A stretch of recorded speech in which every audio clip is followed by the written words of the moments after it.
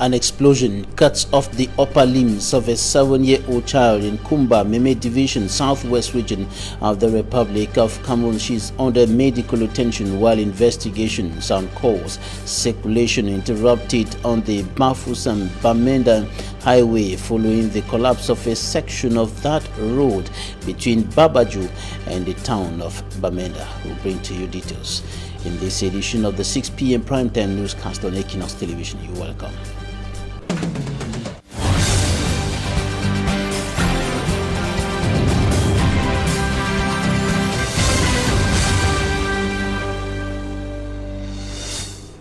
Ladies and gentlemen, thank you for joining us on this edition of the 6 p.m. primetime news hour on Equinoxe Television, broadcasting from Cameroon's economic capital, Douala. I am Bable Jonathan. We begin this newscast in Kosala 2, Kumba 2 subdivision, Meme Division, southwest region of the Republic of Cameroon, where a child of 7 years old has been deprived of her upper limbs by an explosion. The explosive device cut off her two hands, and she's now under medical attention while investigations are on course to identify who is responsible for the explosive device that was planted there. Details in this report by Immaculate Fogwe. 7-year-old Gum Angel is in a critical condition after losing both hands following the explosion of an improvised explosive device at the Kasala 2 neighborhood in Kumba 2 subdivision, southwest region. According to reports, she lost both hands while she was cracking a coconut on a surface where an improvised explosive device had been implanted. The senior divisional officer of Meme Division, Tundong Chamberlain, while at the hospital premises, promised the family of the girl that the state would take charge of her treatment. Still in Kumba, 2 suspected criminals accused of harassing students, depriving them of their properties, calling people at night and threatening to attack them if they don't pay money in their accounts, have been arrested by elements of the Kumba 2 police station. The senior divisional officer for Meme equally made a stopover at the police station. He promised inhabitants that all criminals in his area of command will be fished out and punished accordingly. One by one, Now we take you to the Bafoussam-Bamenda highway linking the west and northwest regions of the Republic of Cameroon. Several passengers and vehicles were stranded today after a section of the deviation on that road under construction collapsed. Smanjikan Gabriel reports.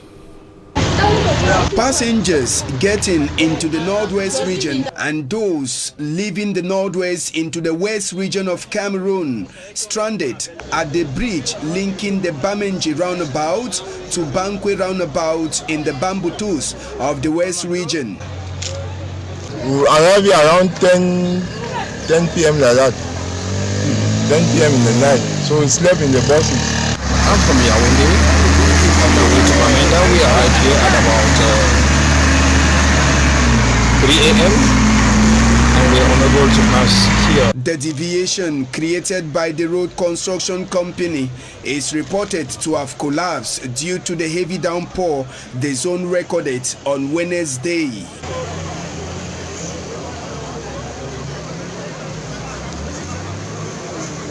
I will not call it a bridge because what I know from my knowledge, the Minister of Public Works have told all companies doing work that have gained contracts in Cameroon that when you are working on any road, you should make sure that road is passable. Do temporal and stable structures. As a result of the collapse of the only way out for road users, some decided to continue their journey, creating shortcuts in near bushes.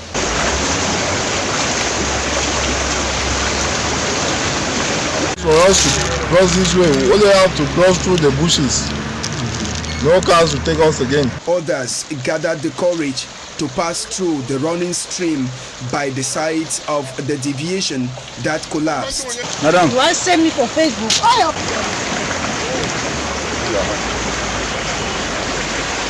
The senior divisional officer of the Bamboutus, Francois Franklin Etape, present at the incident scene this Thursday, said temporal solutions will be taken to ensure that circulation resumes soonest.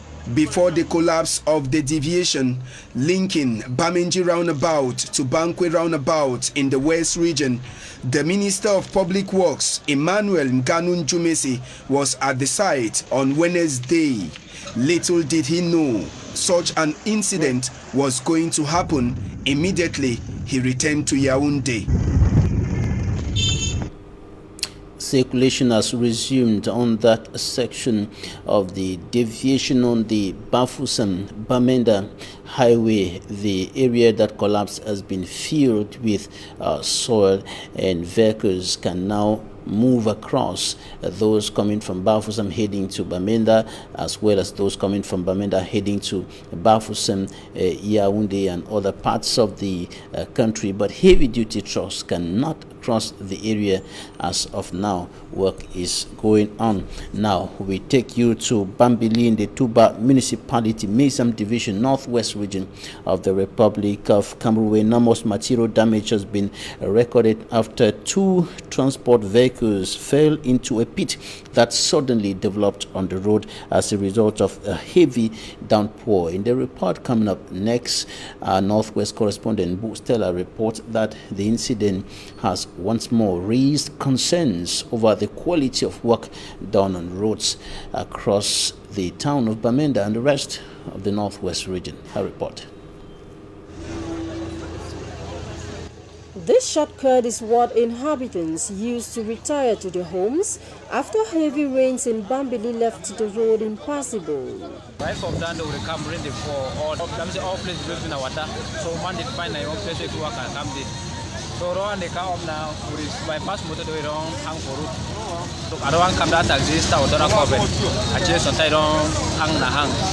I take my own direction to go past today. As I walk past now, the motor so I said almost finished for pass it. You don't come back, you just collapse and go back. The sinkhole, witnesses say, is as a result of blocked gutters, leading to runoff water washing away the soil from beneath the surface of the road. That ring they put under, you don't block. So you don't block na water na, issues na water na they come na can knock today. The wash na the soil from under. So now you don't wash na the under na you people. As you want to pass na today, I come na the ground you collapse. This particular stretch of road leads to the University of Bamenda and other divisions of the Northwest region. Although no human casualty, this incident puts to question the quality of road construction within and without the Tuba municipality. Since when mama be born me, I don't be ever see the kind of road where they walk am so. Now motor is on for now my car go there to go for a market. Now I don't for inside gutter. We don't know which will do am again. During the just ended dry season, Bambili was covered with dust as construction works on the roads were being carried out. The recent incident will affect normal life in Bambili and beyond. A reminder, the road needs to be completed and fast.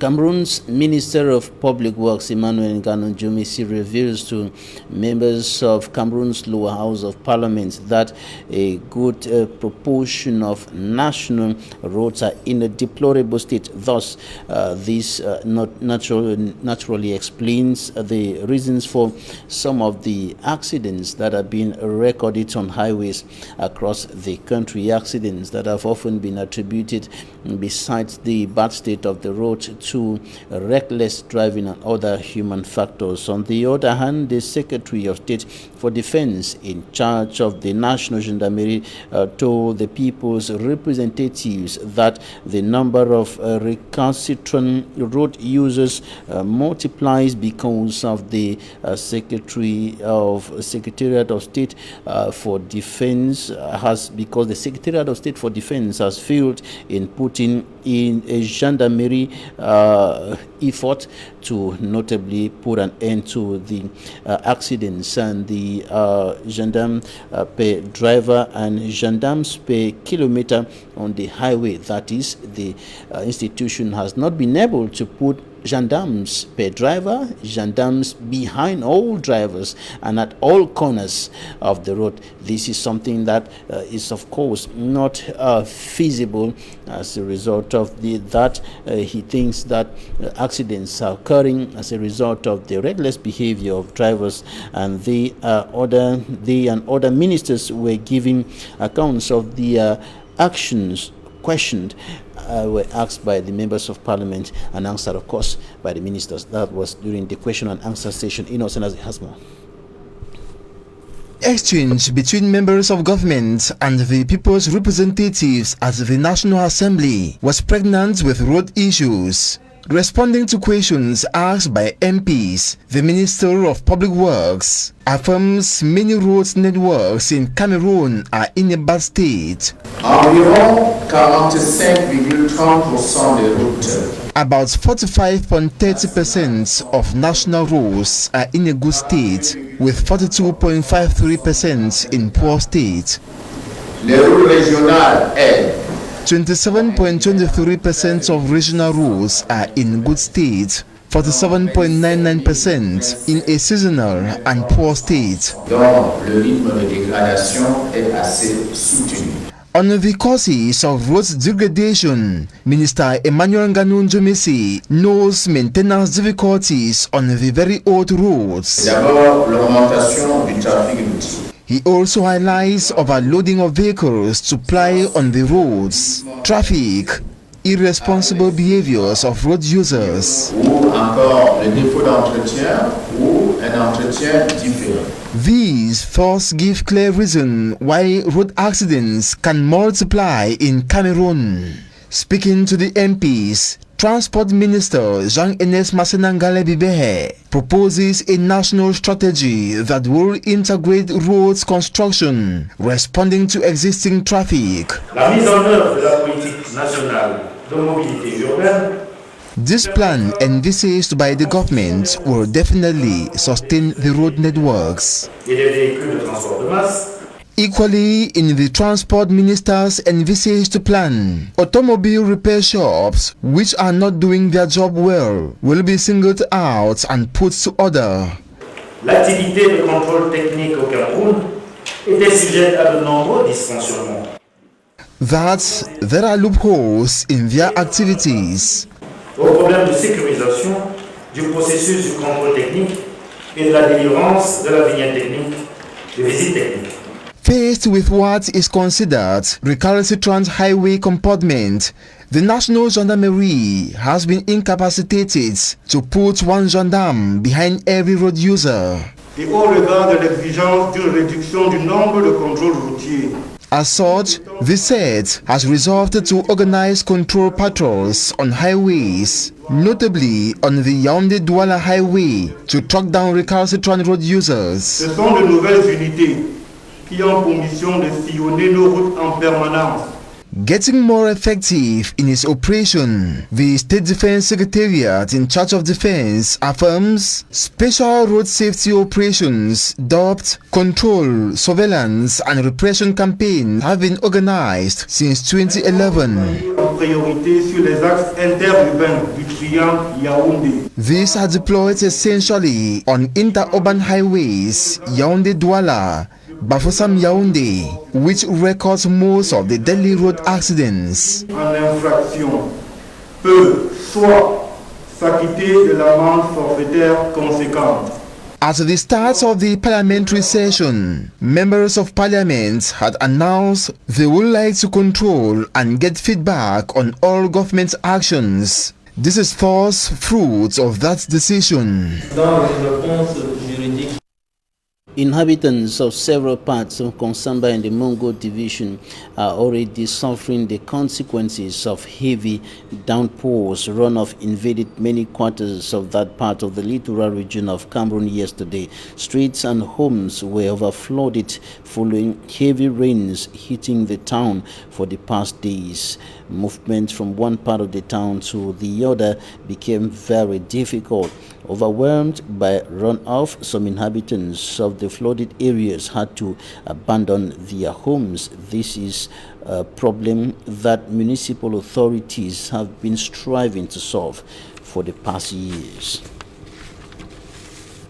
Here in Cameroon's economic capital, Douala, inhabitants of some areas are complaining over the poor hygienic state, and they're raising concerns of the risk of a possible cholera epidemic in the town of Douala in New Bell, one of the areas affected by a recent cholera outbreak.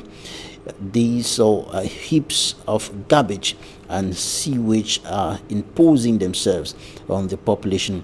It is the same situation in many other areas, including Dakar, Ndokpasi, Makepe, Misoke, and Bonaberi. Authorities blame the situation on indiscriminate waste disposal, but the population highlight the problem of inadequate and poor waste management in the city.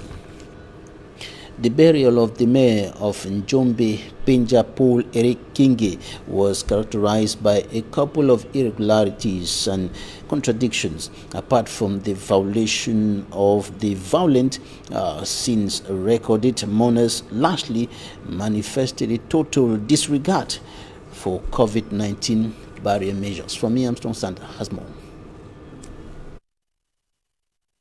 The huge crowd that turned out to welcome the mortal remains of deceased Mayor Paul Eric Kingi was historic, but also in total violation of all COVID-19 barrier measures of the government of Cameroon.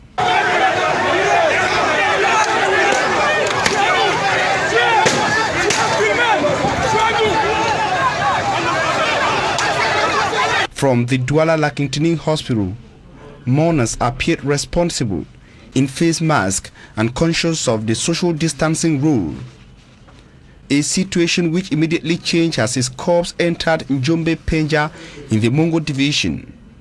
Thousands of mourners flooded the streets in all close contacts without face mask and apparent total disregards to COVID-19. Fluids spread even further as mourners, in anger, demanded to carry his corpse on a toll round his municipality. It took a harsh response from forces of law and order to bring things to normal. Also observed was the failure from local authorities to have the maximum 50-person gathering respected. Mourners also say the initial time slated to have his corpse back to the Mongo Division was not respected for unknown reasons. The burial of Paul Eric Kingi in the Mongo Division also witnessed violent scenes that left several persons severely wounded. After a series of negotiations, he will finally be buried in his native village in the Mongo Division. The United Kingdom has intensified its trade cooperation with the Republic of Cameroon through the International Trade Center, which is a body of the United Nations. And the aim and the goal of this move is to bring small and medium-sized enterprises towards globalization. In other words, that is to raise the standards and production capacities of small and medium-sized enterprises in Cameroon. Charles Kmer reports. The governments of the United Kingdom, which is comprised of 4 nations, notably England, Scotland, Northern Ireland, and Wales, have decided to intensify their trading union with Cameroon, says James Doddridge, deputy in charge of the United Kingdom's investment in Cameroon. As something that represents Cameroon and gets people thinking differently. The peppers are quite a good example because it's high value, it's added value, so you're not exporting big container loads of pepper that could have come from anywhere in the world and sold on the mass market. So you're branding it Cameroonian pepper. This 3-year pilot program, worth 800 million francs CFA, is aimed at promoting trade in Cameroon, whereby it will be exclusively supporting 2 agribusiness sectors. The UK Trade Partnership Program is a program of the Foreign Commonwealth and Development Office, which aims to increase trade of African, Caribbean, and Pacific country to the United Market and the European Union.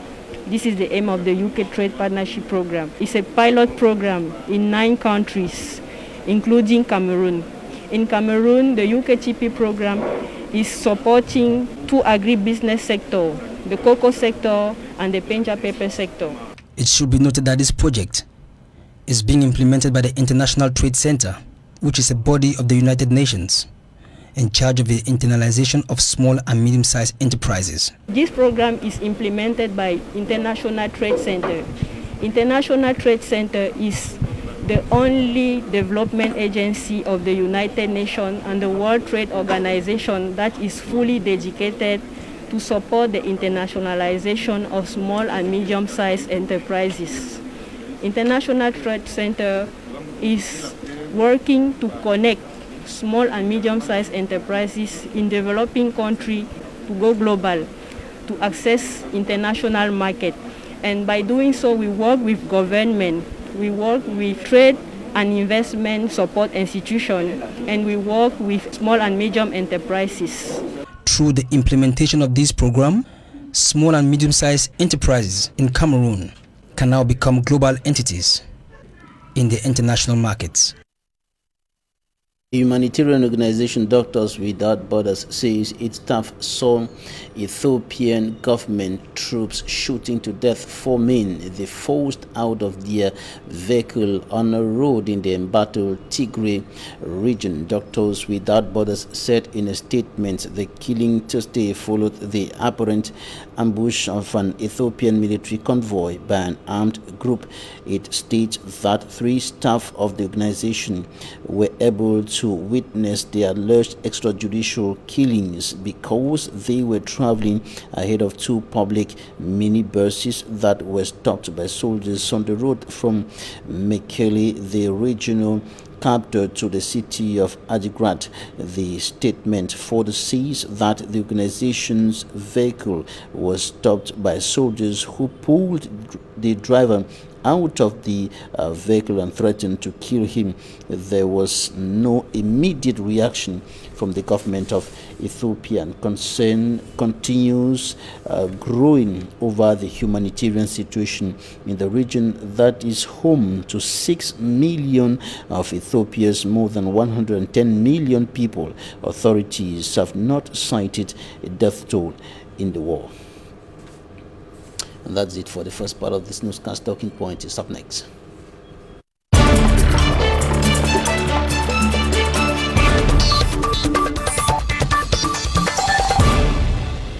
Thank you for joining us in Talking Point. We are receiving a civil society leader, Gilbert Gemdo. Thank you for joining us today. Thank you, Mr. Bamina. Thank you. Good evening, televiewers, and happy being here again, as usual, to talk about what beholds our nation as a whole and what is peculiar about what we are about to talk about. Thank you very much. Right, before we proceed to talk about the Babaju, Bamenda Road, your reaction to this incident which occurred in Kosala 2 quarter in Kumba 2 subdivision today. A young girl of about 7 years old, deprived of her upper limbs, cut off by an explosive device. Well, this is the situation in which we live in, and there is no single soul in the northwest and the southwest that is excluded from the problems we are entangled into. You see, in a situation of war like we are in Cameroon now, everything can occur. And in Kumba itself, you see, when you are in Kumba now and you happen to have a problem and it happens, you'll be taken to the police, there is a problem. People avoid as much as possible taking whoever and for whatever situation has occurred to the police in Kumba now, because around Kusala there, Fiango there is there are camps there by the B and the police there, where it is assumed in the whole Kumba municipality, in the whole Kumba municipality, Kumba 1, Kumba 2, Kumba 3, that when you are taken there, you don't come back again. That is the notion that is in Kumba now, and that notion happens to be near reality because I have been in Kumba and have noticed that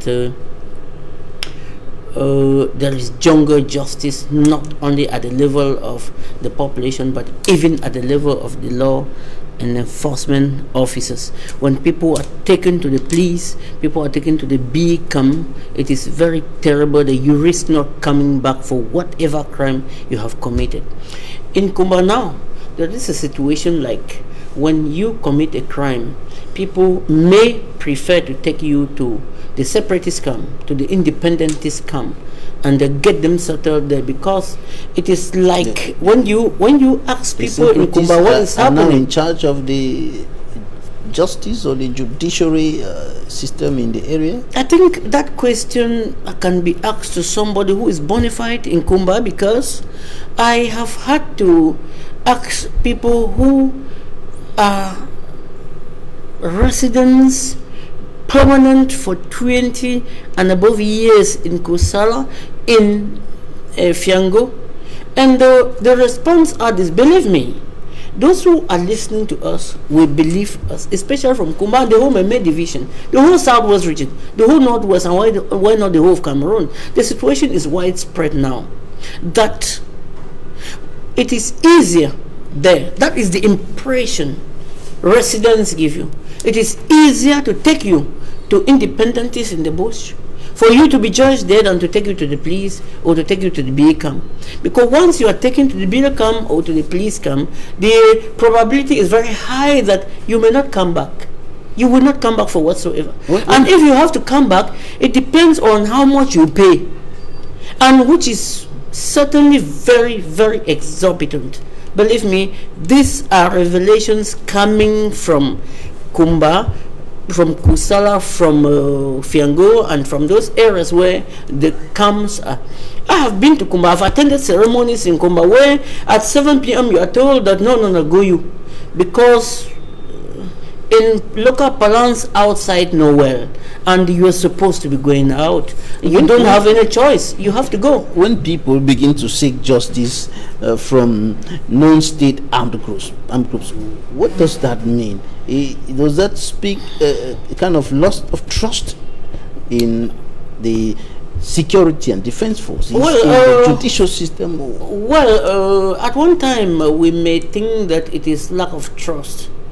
We may think it is lack of trust because the military is well represented in Kumba. The police force is well represented in Kumba.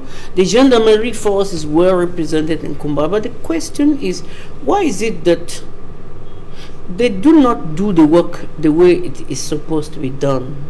Why is it that people will take cases to the police, to the gendarmerie, as usual, as it is done everywhere in Cameroon, and people fear returning from the gendarmerie camp, people fear returning from the police camp as it has been before?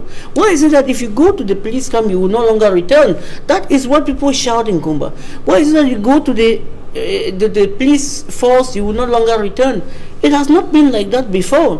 Why is it now?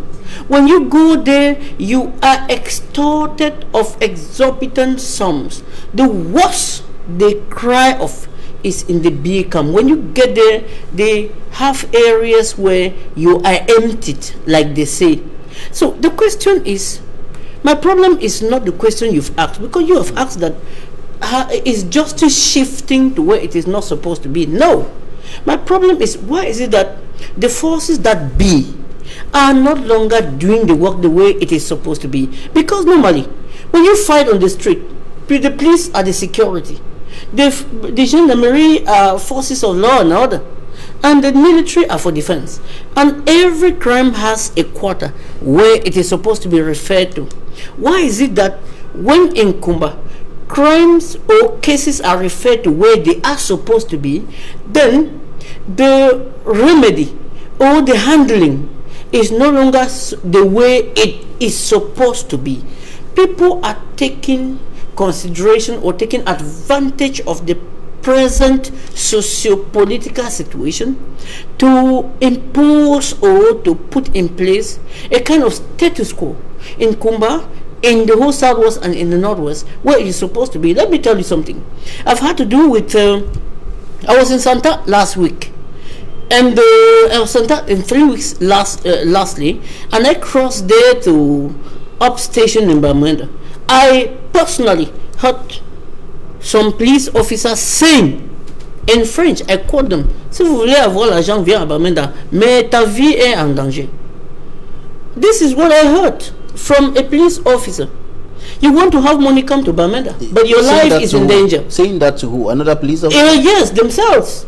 They were discussing about themselves, among themselves, I beg to say. This is to say that the former West Cameroon, or the English Cameroon, has become a money-fetching ground where they go to get money, although they are cognizant of the fact that life is at stake, but they like to risk. The same as when the former delegate was killed about around Batibo, and the other officials were killed there. It happened that I was in Bamenda again. I was doing my research. I'm a researcher. I was doing my research. I also heard, I did not hear from a different person, from a military man's mouth. I'm sorry to withhold the name because I was able to read the name from his badge. I heard from a military man's mouth that il faut qu'il parte mourir aussi. Ils sont dans les bureaux climatisés. Ils pensent que seulement c'est les militaires qui vont mourir. My French is not good, permit me. But then it has to do with this. Those are the details. Those are details to know what is really happening down there. That is what a military officer said in my front.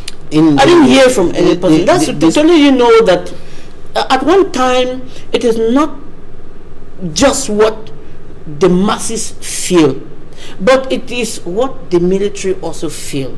Sometimes in Kumba, like you asked me, the police force, the B and these people act like that because of frustration they have found themselves in it. They are acting like that not because they think that, oh, it is the way justice is supposed to be. They are aware. Those are people who read law. They have read law. They graduated from law schools. They are aware of what is good and what is bad. But if they act that way, it is to tell you that they are also taking laws into their hands like every other Cameroonian. And when you see people who are supposed to protect the law take law into their hands, means that they have been pushed to the wall. Jungle justice taking over. But despite all of that, the government and even the President of the Republic has said on several occasions that the soldiers are doing their job excellently, respecting human rights and so on in those two regions. Now, talking about the case of this young girl whose upper limbs have been cut off by an explosive, despite the presence, the military presence, as you indicated earlier, in that area, Kosala and other parts of Kumba, an explosive device is still planted, and then a little child is deprived of her upper limbs because she was trying to do one or two things around the area where the explosive was planted, and it exploded. Well, you need to know that that is what is very peculiar and very frequent in the English zone of Cameroon now. Explosives are very frequent now. In Dop, explosives are very frequent. In Momo, explosives are very frequent. In the Bui, explosives are very frequent. These are the three areas which have, for now, very boiling statistics about explosives in Cameroon, in the English part of Cameroon now. My problem is this: where are explosives coming from? How did explosives enter into these areas? Are they fabricated by the independentist fighters?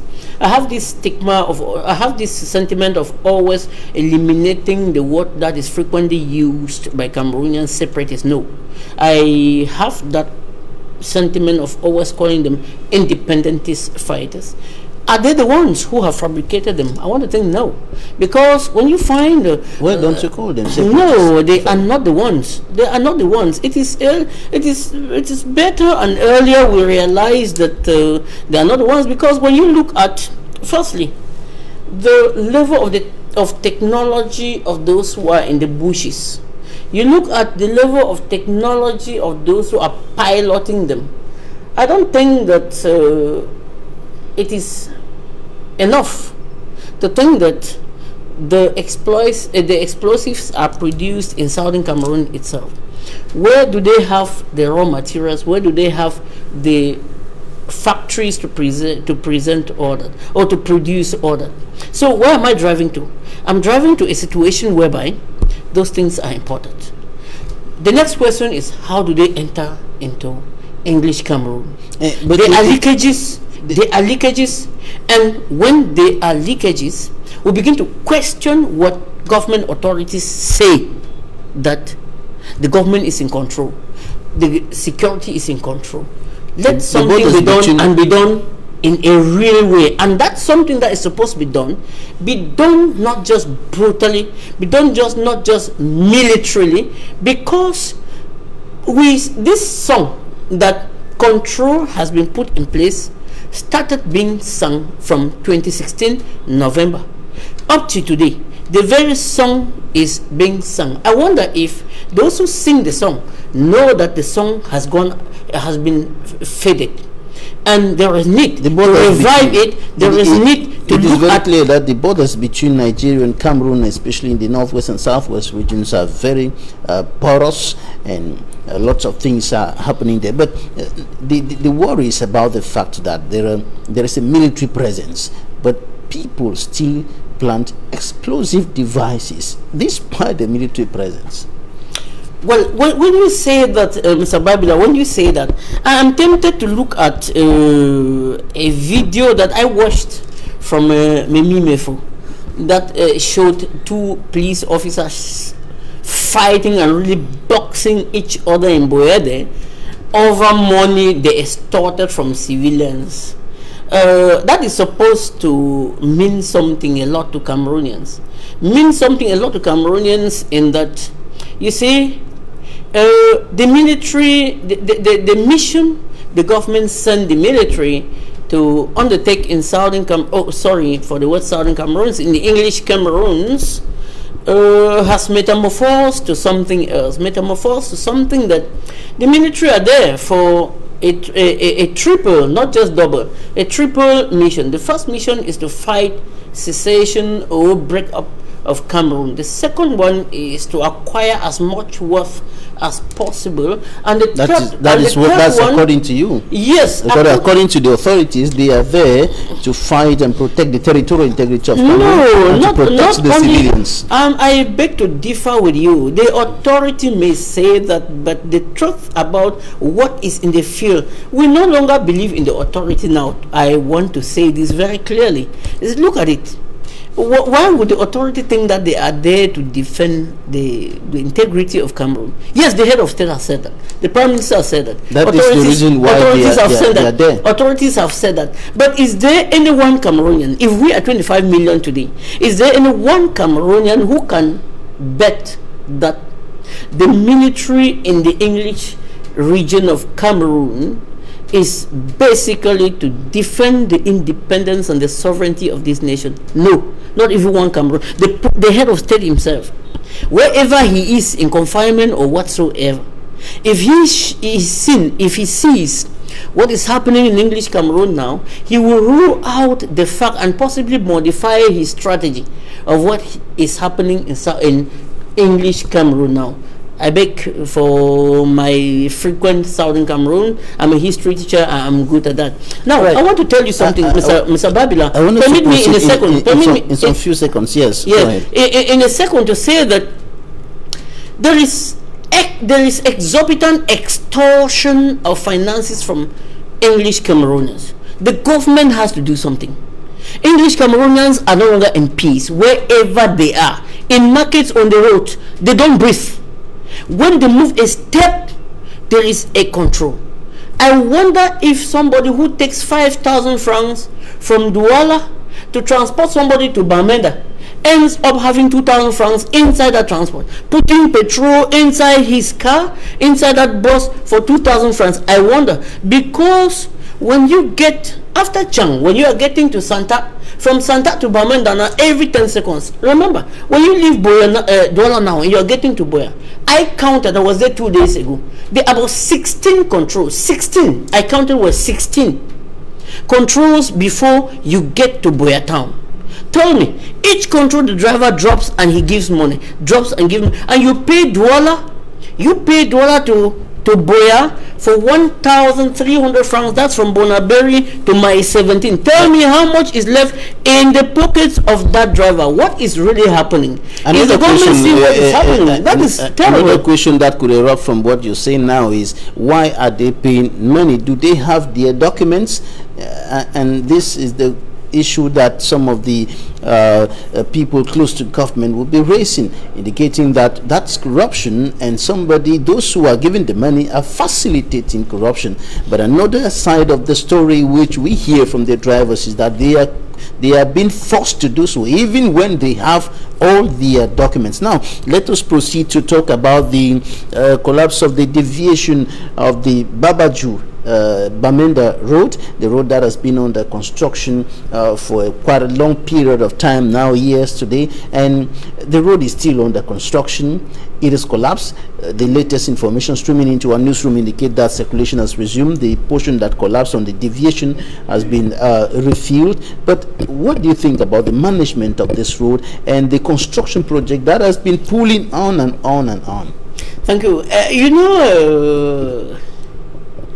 It's not long when the minister delegate in the Ministry of Economy, Minister Porterson, had an insight program with you, and he had to say that the Bamenda road is no longer in the government program because government has already programmed and financed that route. And financed that route. You see, when it comes to projects, construction projects in Cameroon, in other societies, blames could be apportioned in one end. But in the society where we live, blames are apportioned on both ends. Let me begin with the government. The government delays payment to contractors. And sometimes it's like contractors will have to take contract and they execute before they are being paid by government. Take an example. The problem here is more on security. The difficulties are more. Yes, Mr. Babila, I understand you well. Allow me just tell you something. If we take an example, what happened in Konsamba just some few months away when Minister Coates, Celestine Coates was there. When she was tapping the hand on one hand saying that the government wants the project executed, the contractor on one hand was tapping the hand that the government should pay money. What's the outcome of that? When you look at the situation in Santa Babajo, Bamenda, when ministers say that the government has already contracted, and then on one side contractors say the government has not paid, what do you expect? At one time you find that budget has been paid to contractors, or it has been agreed between contractors and the government that the road has to be constructed, because there is a chain of understanding between the contractors, divisional officers, governor, and the whole government itself. You find that that delay will keep the road the way it is until it has to break up before the government begins to see how it will provisionally and definitely construct the road. What do you expect that we should do? We'll certainly talk more about that in subsequent editions of Talking Points. We have gone out of our time. Thanks so much, Gilbert Gimdo, civil society leader. Thank you for joining me today. Thank you. Thanks for staying with us.